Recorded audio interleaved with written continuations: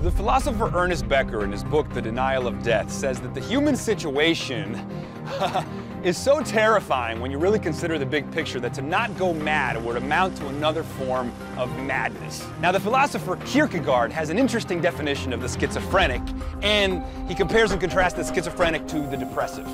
Now, basically, he says that the schizophrenic is overwhelmed by too much possibility.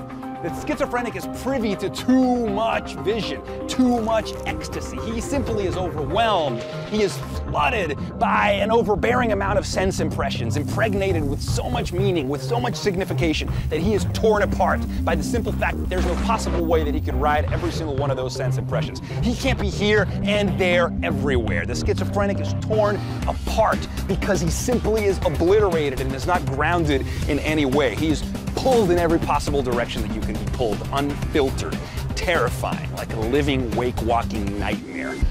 The depressive, on the other hand, has the illusion that the walls are caving in on him. He simply cannot envision a different situation for himself. The depressive is subject to a failure of the imagination. He is stuck with too much entropy, too much gravity. The here and now sucks, and he cannot imagine another possibility for himself. In other words, the world is caving in, there is nothing but despair. He is too grounded. So again, the schizophrenic, not grounded enough, pulled apart by too much possibility. The depressive, too grounded, too in his body, cannot transcend his own weight. It's a failure of the imagination.